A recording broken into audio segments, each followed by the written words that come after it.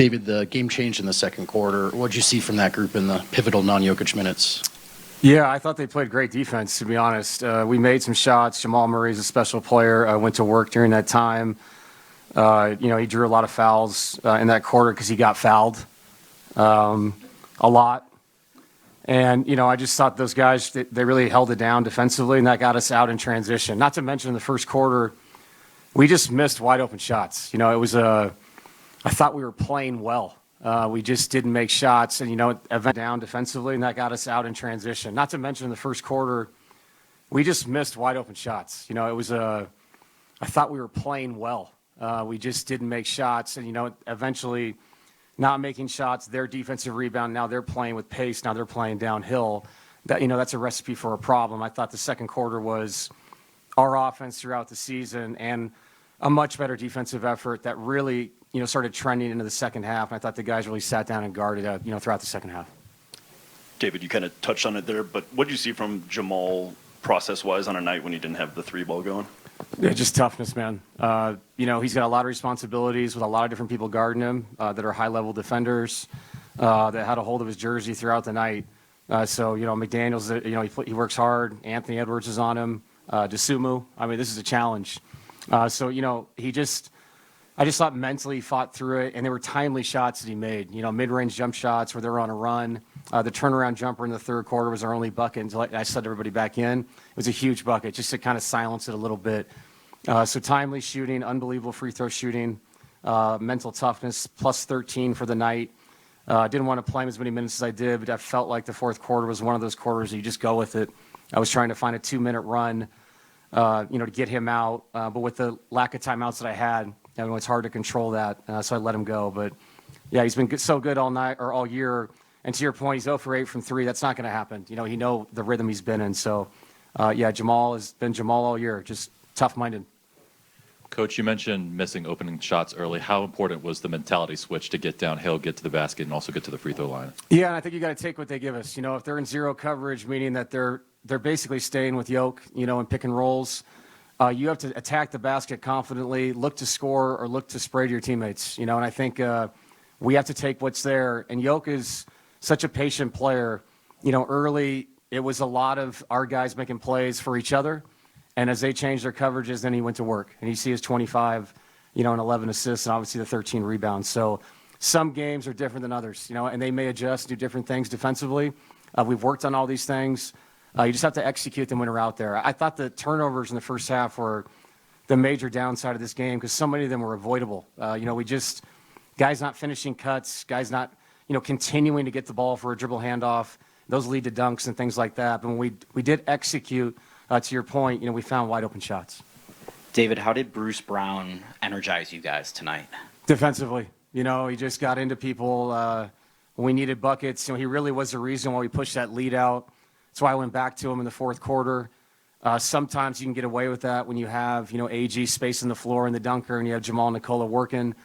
You can put defensive guys out there, to help your defense. And Bruce was great. His activity was great. He towed the line that you need to toe in the playoffs, bottom line. So it was good to see him. Plus the 3 assists, he had a really solid floor game.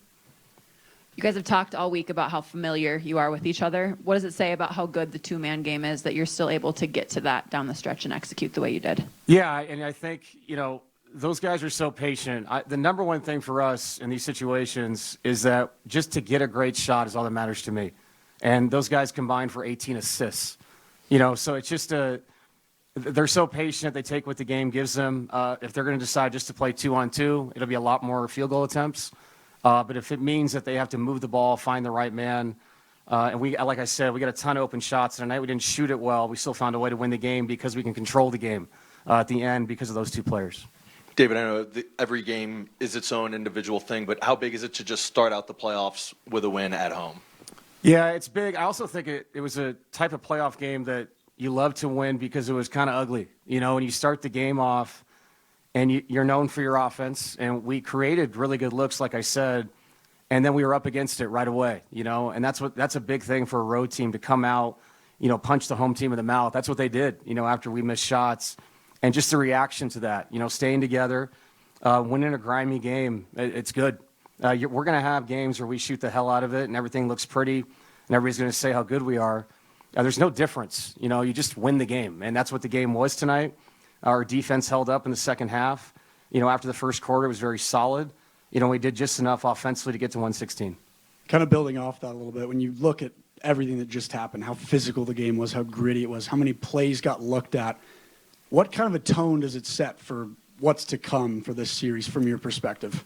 Yeah, I mean, it's a physical series. The playoffs are physical, though. The only moment I just rewatching, AG taking the shot in the back from Randall was concerning.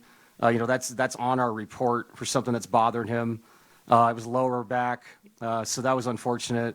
But that's just the way the game is. These games are that way. Both teams are experienced. They're used to winning these games. They know what it means to play in a physical matchup. So there's a respect on both sides. But there's also a want to win, and that brings out a lot of intensity and physicality. Coach, you've talked a lot about your defense. Was there any unsung heroes defensively that you thought? Yeah, I mean, I thought CB was great. He's guarding one of the best players in the world, and Ant still does what he does. And, with Ant, I just feel like you have to have somebody guarding him that will change up their own coverages sometimes, take responsibility to not give him the same look every time. And there's, you take chances where you gap pick and roll sometimes. The majority of the time we were up and chasing over the top. You can trust CB that what he's doing, there's a reason for it. And I realized this last year in the playoffs when he really had an enormous role guarding the better players with Harden and then on to Shea, is that he has that ability so you can trust him. Not all players are like that. CB does things for the right reasons. You can trust that. And obviously Aaron Gordon, the second half, that's why I rested him in the first half. No, he just interchangeable, can guard all these guys, different positions. So yeah, both those guys are great. But I just thought the team in general was really locked in. And guys like Jokic is up in pick and roll like 65 times. I know he gets killed defensively, but man, he's in good shape. It's a small thing, but with Christian also, like his offense, his shooting is going to be tested throughout the playoffs. Does it do anything for a guy's confidence when his first open look of a series is one that goes in? He's obviously in front of their bench, kind of gives them the point. Like, does that do something mentally? I think it does, and I think anybody that's played sports at any level, if you were lucky enough to play in a playoff game, the difference of how it feels, how your body feels. There is anxiety inside your body when you shoot the ball. It's not like playing in December. So yeah, I think it is a big deal. There's a totally different feel to shooting the ball in a playoff game. I don't care how open guys are. That's why percentages come down in these games. It's just there's more on the line. It tests your fundamentals and your workload you've done all year.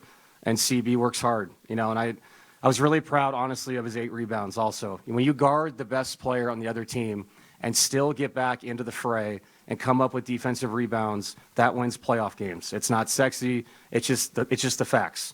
And to have 8 of them while guarding that guy is very impressive.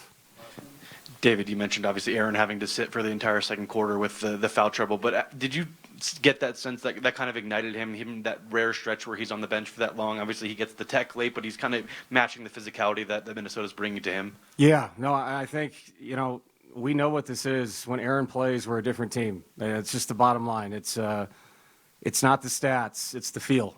We feel bigger because we are. His ball handling, the way he brings the ball up against pressure.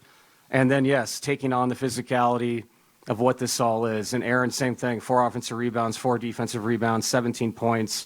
Whatever you need that night, he brings it. And tonight it was attitude, physicality, and he'll bring whatever's needed in game 2.